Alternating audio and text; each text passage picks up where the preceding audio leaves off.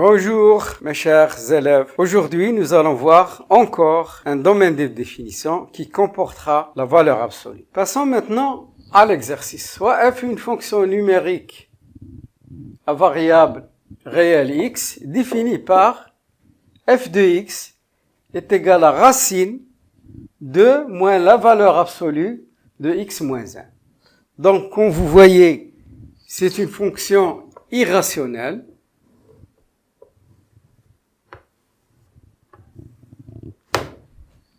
Notre souci, c'est que le radicand doit être supérieur ou égal à 0. Donc, le domaine de définition de f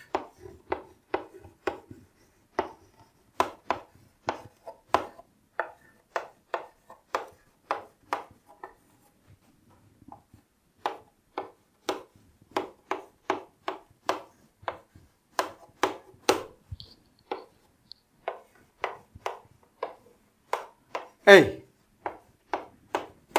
df, comme on le note généralement, c'est l'ensemble des x qui appartiennent à R tel que le radicand est supérieur ou égal à 0. 2 moins valeur absolue de x moins 1 supérieur ou égal à 0.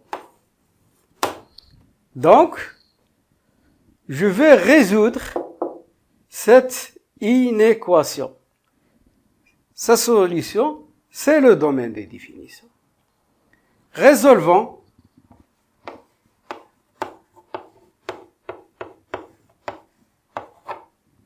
l'inéquation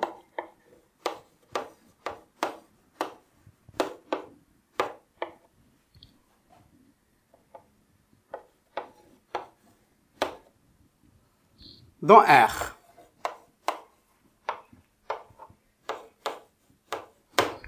Alors, 2 moins la valeur absolue de x moins 1 supérieure ou égale à 0. Je travaille avec des équivalences. Ceci est équivalent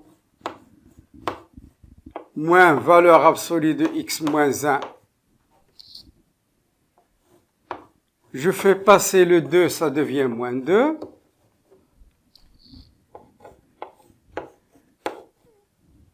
Je multiplie les deux membres de l'inégalité par moins 1.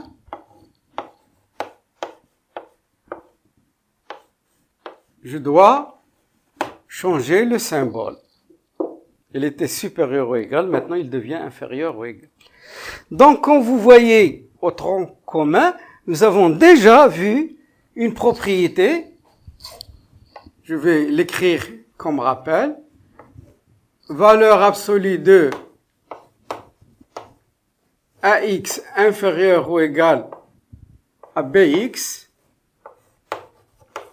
est équivalent à X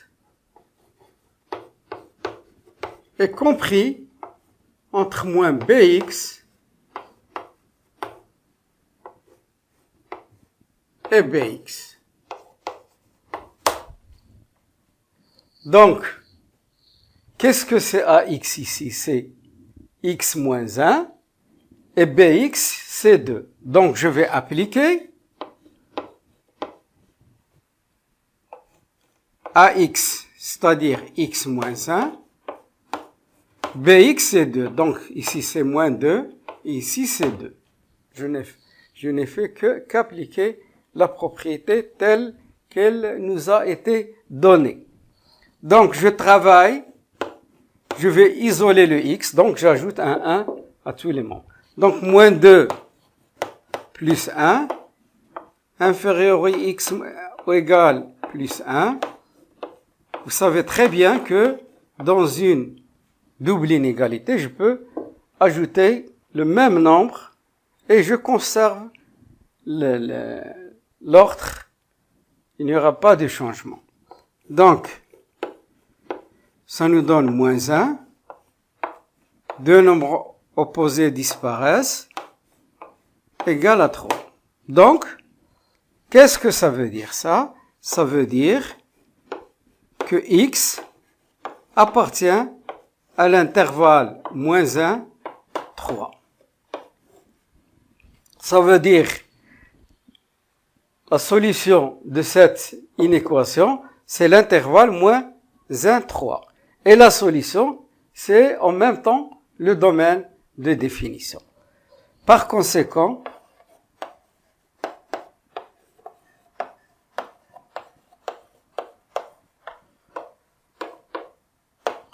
df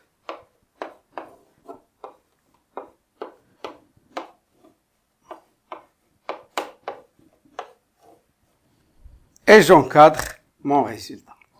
Donc, toutes les valeurs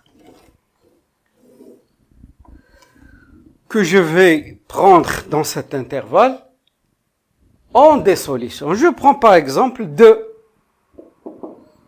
f de 2, ça va me donner racine 2 moins 1, c'est 1.